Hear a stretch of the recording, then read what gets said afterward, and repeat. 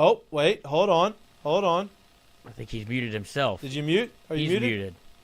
He's not muted. There we go. Oh, he was muted. There he is. He remembers how to do this thing. Yeah, I forgot how to do this. No, I will. I'm not in Dallas tonight, but I will be. I'm flying out tomorrow afternoon, and then going to make the. I don't even know how. What's like a 20, 30-minute drive with no traffic, but that doesn't exist in Dallas. So I'll drive up to Frisco, and I'll be there through the full weekend. Come back on Monday. So I know we're going to talk about it Friday afternoon, Friday night is looking like a fun one. That's looking like a really, really good game. Yep, and that's what we're going to get into. Where you're back in. I know you're a baseball guy. You love baseball. You like watching baseball. You're obviously an Atlanta Braves fan, but now you're an LSU baseball fan. In your opinion or in your perspective from watching the LSU, the first, was it 7 games they've played? They're 7-1 or 8 games they've played, whatever it was. What's your assessment of the Tigers so far, and do you have any concerns of things that you've seen so far? 7-1. I know. I think I'll start with, a lot of people were kind of freaking out the first game of the Saturday doubleheader, right? And obviously you guys can, point to this more than I can, but just in terms of the weather and then the type of arms you've been facing the first 2 weeks, it's just not one of those things where I think it's really conducive to what you've been facing throughout your spring scrimmage season and also throughout the fall as well with some of the arms that LSU has. So to me, bats always take a little bit to kind of warm up and everything like that. This is obviously going to be a step up in competition, but offensively, I'm not really worried because I think that a couple things Jay has really done I guess you could say a good job of just kind of mixing and matching, finding guys where they feel comfortable. There's been some constants. Derek Curiel, one of those guys, it's kind of been a constant throughout the early portion of the season. So offensively, I'm not like super concerned about a lot of different things. I feel okay, still mixing and matching, finding what combination you like. I saw the lineup was posted about 10 minutes ago before you guys went live, and I like seeing Ashton Larson in there just because I think he's a guy that just finds a way to get on. Like, I don't think he's the best, and I mean this in all due respect, I don't think he's the best defender they've got in the outfield. I don't think that he's necessarily the best power hitter, but he just finds a way, right? And they've got him in that DH spot, kind of in the middle of the order tonight, so I'm excited to see what he does there. And then on the other side of things, I am pumped about the pitching staff. Yeah. Like, it is just really, really fun, and I'm really intrigued to kind of head over and watch the game, and Lloyd will love this. I've already got Kinomics loaded up and ready to go. I don't know if I'm allowed to say that live, but we talked off air. We've talked off air about this. There's been a little drama with the Kinomics stuff. The Kinomics crowd, Lloyd's big into this, and apparently he got canceled. Not me. No, not Lloyd. Yeah. Kinomics. But I rated the troops on what I believe it was a Monday night, where there's a small army behind Kinomics that it's the Cajun Army. Whenever your number is called, it's time to rally, and where we operate best is in the Twitter sphere. We got an account deleted and 3 posts deleted, so I feel good about the work that was done. And if I know anything about my man Cajun, it's a statement game for him. There you go. Legacy game. There you go. Yeah. Hey, we bit the bullet here in the studio, and I purchased Flow Sports. For the weekend, right? Month. Is it like it's D1 baseball? It's not even Flow Sports this weekend, isn't it? Flow Sports tonight. Yes, tonight. But I have D1 baseball already, so I'll just cancel the membership. After tonight. $20 for one game. No, it was $12.99. No telling how many times you bought it. $20, so I don't know what we're doing. There you go. But yeah, what I was saying, pitching staff, I'm excited. I'm excited to see what they do tonight, just in terms of how long you want Connor Ware to go and how you could piggyback him to the back end of the bullpen with a guy like Zach Cowan. I think it'll be interesting to kind of see who's available, who goes tonight. Do you think that's what they're going to do? You think they're going to do Connor Ware, then Zach Cowan, and then whoever else? Do you think Gidry throws today at all? He's hurt. Oh, is he? Yeah. Like hurt or like mid? Yeah, this hurt. is what I have to deal with, Bryce. Jesus Christ. Is he like hurt, or is it like, hey, he's not? He's the pro here. Jake Johnson said he is not pitching this week. Like, I think that was. Did he come out? See, I didn't hear that. I didn't hear that. This ain't no hobby, man, guys. Yeah. When did he come out and say that? Monday. Monday. Oh, see, we're on the show, and I didn't really see it. Sorry. Had other things. My bad. No, but in all seriousness, I mean, I think they could piggyback. I like the idea of taking one of your younger guys and piggybacking it with Zach Cowling. Maybe you get to the 5th, 6th inning, and then you can kind of turn it over. Because what was the Cowling's last outing? Faced 6, struck out 3, faced the minimum, and he was really, really good. And I like has a ton of movement. What he does. Has a ton of movement. Yeah, he does. He's kind of a different style pitcher than anybody else they've got on their staff or anybody else they've got kind of like in their bullpen or starters. Either one, right? He just pitches to contact, but getting strikeouts has a lot more movement. Little Holman-esque. Yeah, not as electric, I don't think, with the fastball, but can definitely move the ball around the strike zone for sure. See, Mikey doesn't know that Guidry's hurt, but he's very much up to date on the Ole Miss saga and whose dad's whose and which girl's what. Yeah, that's where he's caught up in. The Ole Miss saga. Yeah, there's no Ole Miss saga going on anymore. I don't. I'm a reality man of TV. faith. What is this Ole Miss saga you speak of? I'll just say this. I wish I could be as unplugged as Mikey is. That's what I wish. Well, I made one mistake. Make one mistake and I'm unplugged. It's unbelievable. It's unbelievable. He's never been more plugged in. He's got. No, I'm saying if you don't know what's happening over in Oxford, then you really truly are unplugged. Like that. Oh, I must be unplugged as hell too because I don't know what's going on. Anybody want to enlighten me? It hit my Twitter timeline that last night, and it was It's a burner fest. I really don't know. Now I don't know what's happening. Can y'all explain to me what's going on?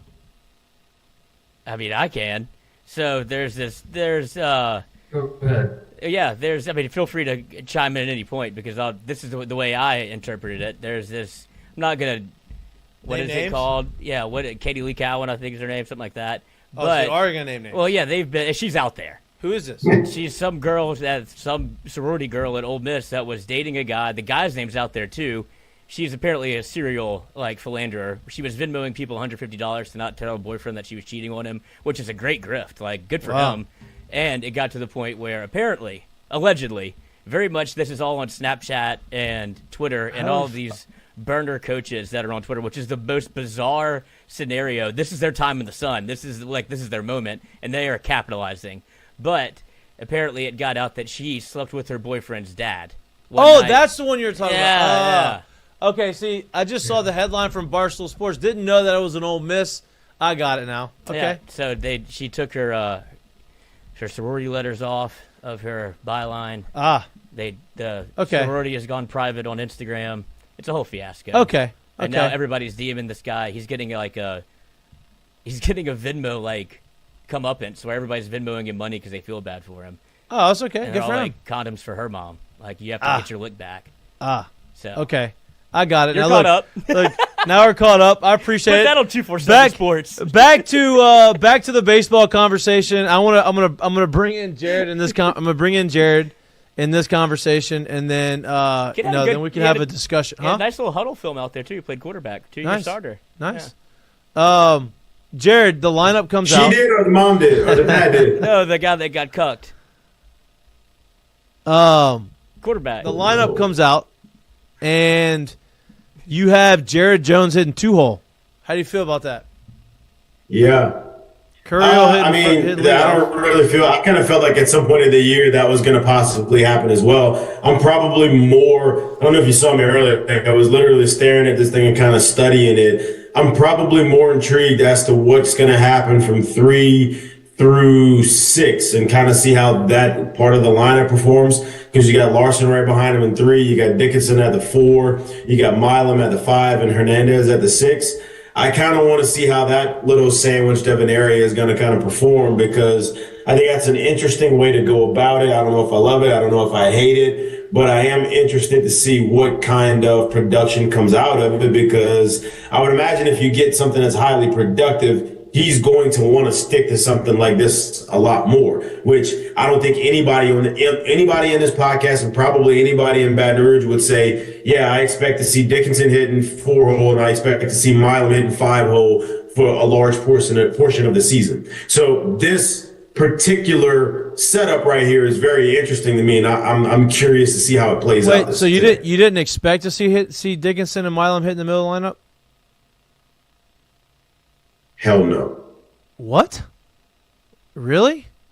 The 3 and 4 hole? They're hitting 4 and 5 hole. 4 and 5 is where you're going to tell me right now that you expected to see Dickinson and Milam in the 4 and 5 hole of the lineup this year for the majority of the year. Yes.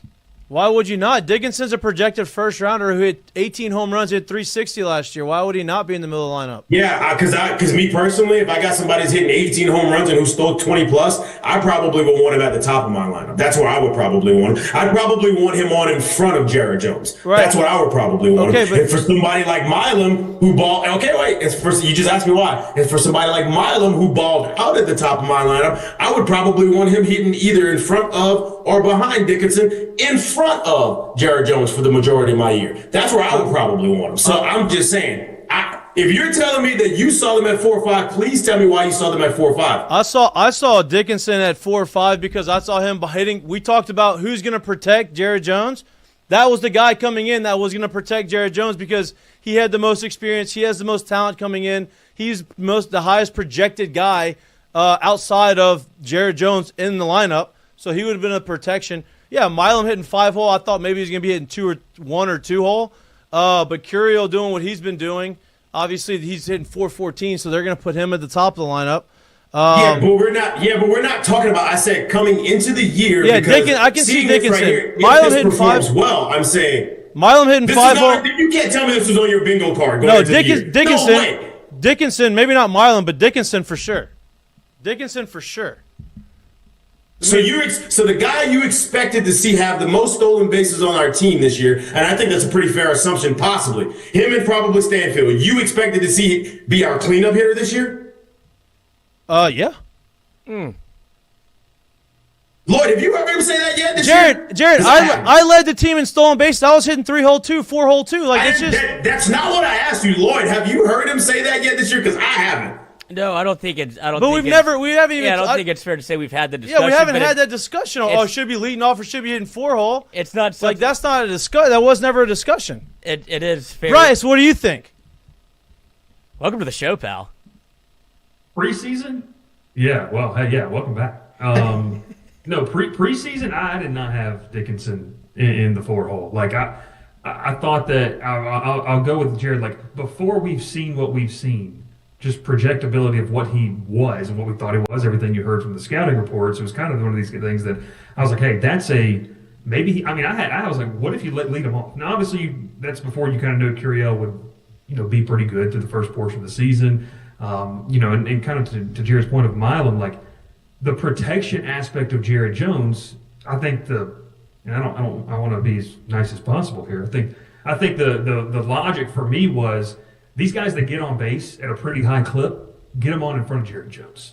And maybe a Jake Brown, an Ashton Larson, someone emerges that can be in that 4 or 5 behind him to lengthen the lineup. But not that they would have put all their eggs in one basket, but I think preseason, before we've seen what Dickinson is, I probably would have put him as 1, 2, something like that, along with Milam in that case. But I do think Curiel now changes things. My argument, even without Curiel, my argument was if you have Larson is a bat-to-ball, work the count, get on base guy. He proved that last year. He showed that last year. Yeah. Right? That's not a guy that you put behind someone to protect him. Right? That was the conversation. He is behind him to protect him, right? He's behind him today to protect him. Who? Stop it. I understand. Your whole argument for the beginning of the season is somebody behind Jared. Who's going to emerge behind Jared Jones to put fear in the other pitcher's eyes? Not because they're walking, because they're driving the ball. Larson's not that guy. He's a great hitter, but he's not going to put fear in a pitcher's eyes because he's going to drive the ball at the ballpark.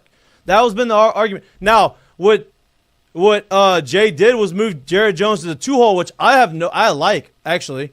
Because statistically, if you go look at all the analytics around baseball, the 3 hole has the most amount of at bats that they have through the course of a season with nobody on and 2 outs. Throughout the course of the season, that is by far the position lineup that has the most at bats with nobody on and 2 outs. Analytically, 2 hole has a lot better number. Let me ask you this. Technically, 5 hole is the better one. I don't know the exact answer to this. I don't know the exact answer to this, but let me just ask you this. And I would imagine you probably don't either, but if you had to guess analytically, who usually has the most RBIs usually in your lineup?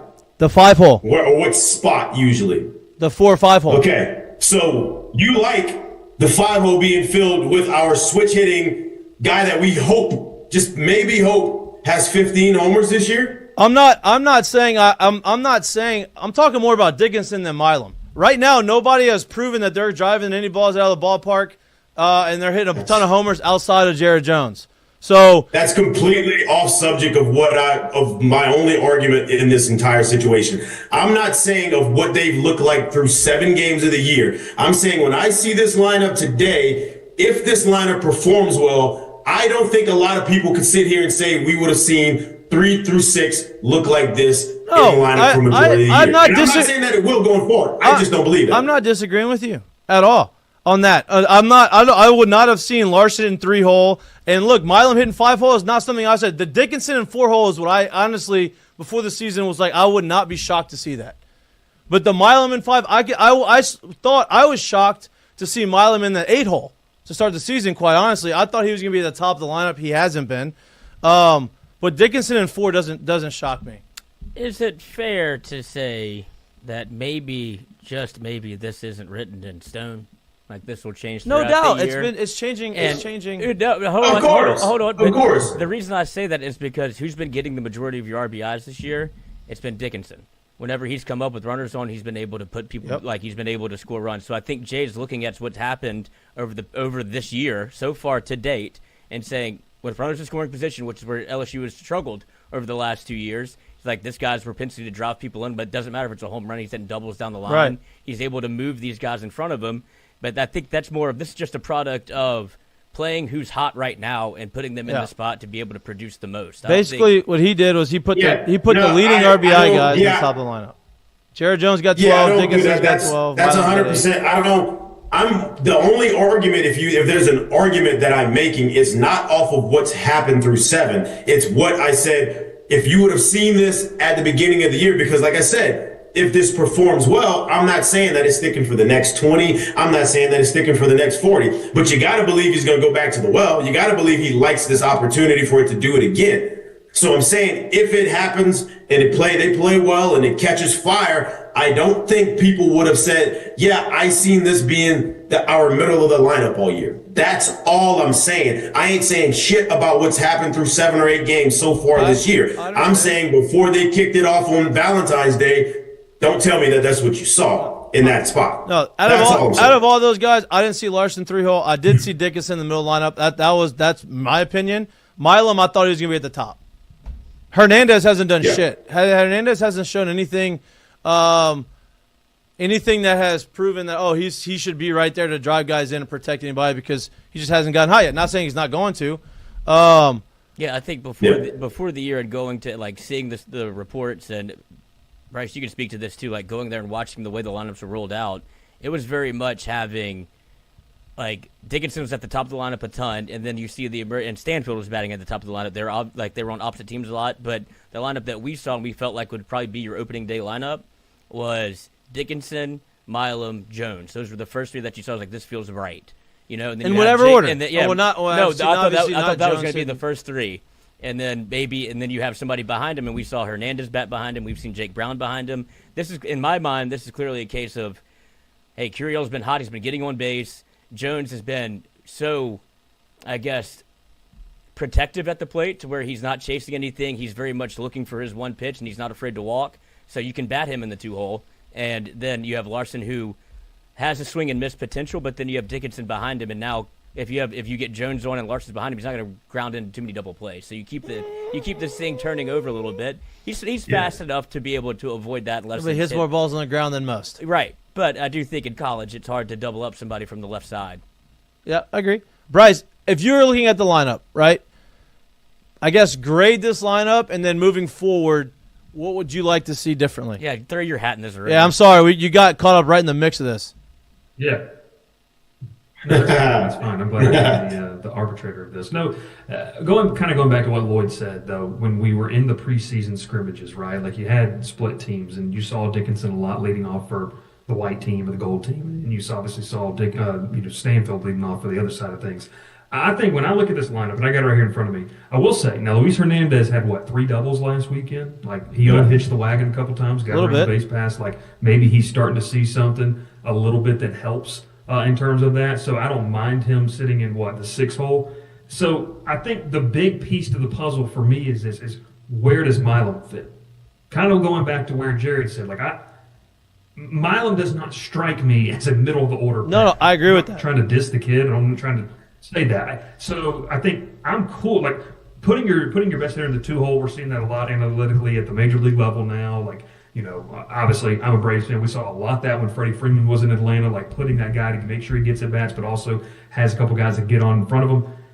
I think that Milam is kind of an interesting case study of where he wants to go right now. But in terms of this lineup tonight, I think that if this is going to work, what are you going to have to see? Ashton Larson, you mentioned consistent bat-to-ball guy, but I think he's got to take the next step as kind of what Mikie was looking at. He has to be a threat. That when he steps in the box, the pitcher on the mound is like, God, this isn't easy. Not in the sense of he's going to hit a 106-mile-per-hour ground ball in the 6th hole, but that he can hit one 350 at any moment. And Larson's not that guy yet. Maybe he does. I don't know. I'm not going to put expectations. I think that's the weird part of it, though, is that you have a guy in the 3-hole who is not a traditional baseball sense, a 3-hole hitter. You've got a guy in the 5-hole that isn't that. So not trying to rehash what you guys are talking about, but maybe this offers this.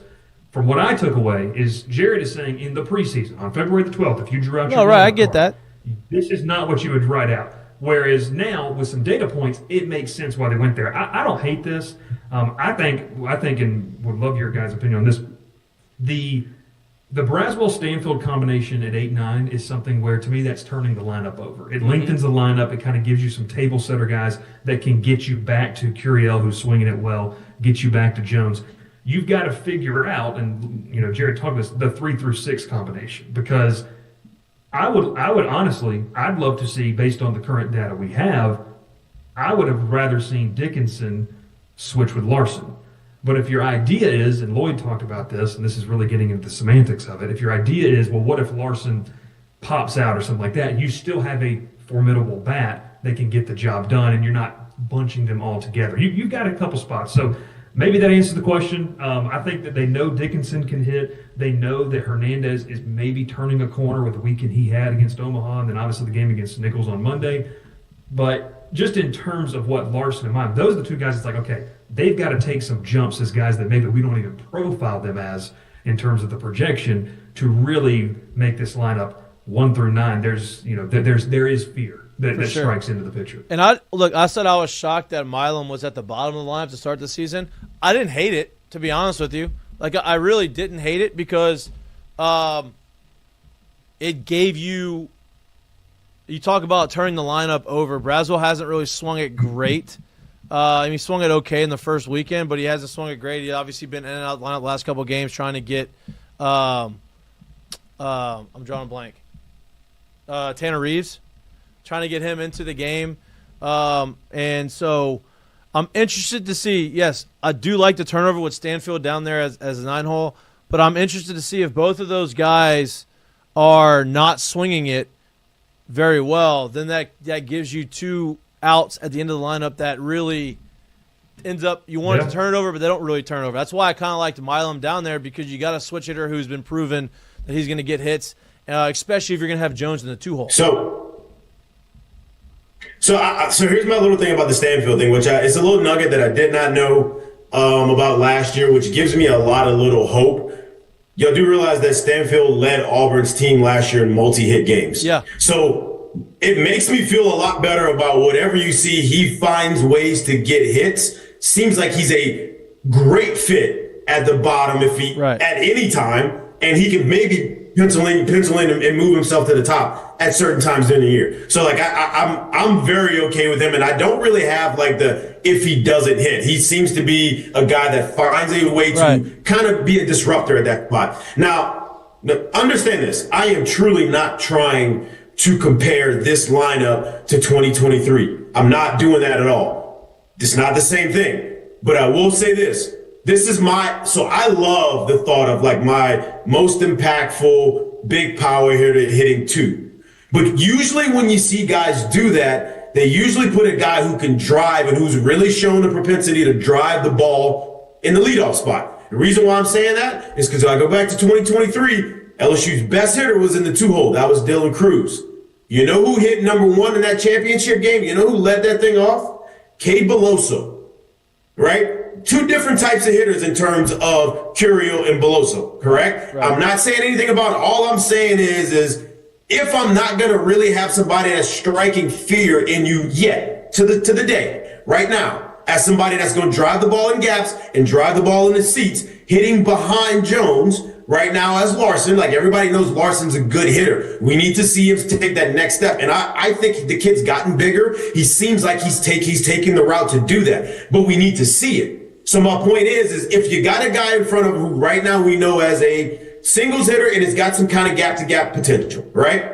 Then you got the guy that everybody fears. And then you got the guy behind him that nobody really sees as, oh shit. If I go back to that 23 lineup, it's Dylan Cruz in the 2, Cade Beloso at the 1, Tommy White at the 3, Trey Morgan at the 4, Gavin Dugas at the 5, Braden Jobert at the 6. All of them dudes scare the shit out of you, right? And I get it. This team has some guys that quote unquote has to graduate. So I'm not saying that as it's written up, it won't go that way. But I won't say knowledge, my likes of what I see when I see like our best hitter in the 2 has to have some protection. And we knew that Jared Jones was going to have protection behind him anyway. But the way this is set up is very interesting because it seems like there's ways that you can move around it as it is today. Yeah. That's all I'm saying. Yeah, no doubt. And look, I like Stanfield.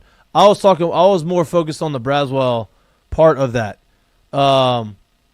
If like Stanfield's hitting 391 right now, like I have no problem with Stanfield. Braswell's hitting 211, right? Braswell had a good year last year. He hit 300 last year, so like right, I know, I kind of got to give him somewhere in the middle. No doubt, yeah. No doubt. But I'm just saying, if I had a concern at the bottom of the lineup, that was it. That's why I liked Milam down there because it kind of gave you. It didn't allow the pitchers to have a break. It had a guy that has hit 9 homers and hit 320 last year. Bryce, sorry for keeping you on a little later. You got jumped in the middle of this conversation, dude. It's a good one. I love that we get to do that. I love that we just fill you in as like a part of the squad. So we appreciate you. Last thing before I let you leave. You're going to be there this weekend. What do you want to see from LSU this weekend? Obviously, they play Dallas Baptist tonight, but then they play Kansas State, who Kansas State is a good team. They beat Arkansas. What do you want to see from them this weekend in the first weekend of, like, elevated competition? Yeah, it might be just deemed as, like, coach speak, but I think situational baseball. Like, I'm excited to see what Jay Johnson does in terms of the situational managing of the game with this version. Because, a lot of people were maybe critical or talked about the 2024. Obviously, 2023 was what it was. But this is, to me, is the first chance to really kind of get into situational type of managing and execution on the lineup part of how you want to do things. And the same thing is obviously with the bullpen. Like, I think we're going to maybe see a little bit, especially in that Kansas State game. Like, you got to go back to what they did last week. And you mentioned Arkansas, but they also beat, Michigan? And then they beat 3 top 25 teams. So I can't remember what the third team was, but they, especially late in the ball game, they were really good at executing, situational, moving the runner over, runner at second, less than 2 outs, like that type of stuff. So, pitching matchups, where you want to go with the bullpen, I think this is the first chance where it's not just Jay's running someone out there and everything's planned. I'm not trying to say he's not planned, but that this is the first chance where it's like, okay, when we circle this guy in the lineup, this is when we're going to this guy, or we're going to this guy type of thing. This is the first opportunity to really see that. So the situational side, both on the offense and defense.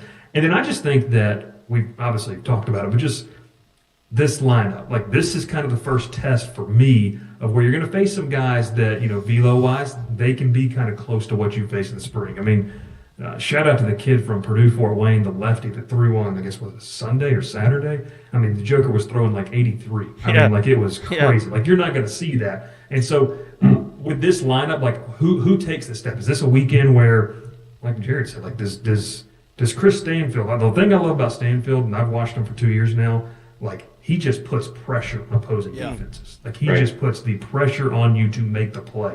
And oftentimes in college, like, if you don't make the play, and especially with his speed, it's going to put you in trouble. So just this lineup in general, I want to see, like, how they adapt to now. Okay, and no disrespect to the previous opponents, here's some of the big boy pitching, guys that know how to pitch. They're not just out there throwing. They know how to set up. There's maybe a game plan. And true, you know, there's a little bit of film, I guess we could say, if that's the right word, in terms of what maybe your tendencies are through the first 2 weeks and what maybe you're struggling with, something like that. So that's the two big things that I'm watching. I would say, and kind of going back to it, the biggest thing to me is the pitching. Like, I want to see how Jay utilizes certain guys in certain situations. Is it way too early to start that? I think it's a perfect opportunity to get some guys accustomed to some situations. Yeah, I completely agree with you. I think you're going to see them Jay probably has in his mind what roles he wants to use them for, right? He really hasn't had, outside of that one game against Omaha, that was kind of a fluky, hey, we gave up 5 runs and it got tight. You're going to have tight situations this weekend, maybe tonight, and then moving on through the weekend. So I'm interested to see how they handle that because the pitching staff is electric. The next step, and we've talked about this on the show, the graduation of the next level of the pitching staff is how do you get out of trouble whenever you're facing a talented lineup that's going to put pressure on you and get on base? Like, you walk a couple guys and it's a 1-run game and you got to come in out the bullpen and there's runners on first and second or second and third with 1 out and you're up by 1. You know, I think we're going to see some of those situations this weekend. So I agree with you. I think that's going to be real interesting to watch. And Bryce, last thing before I get out of here real quick, Yep. I'm interested to see how Ianson performs. Yeah. I love the fact that he's a change of pace from what they have on the staff.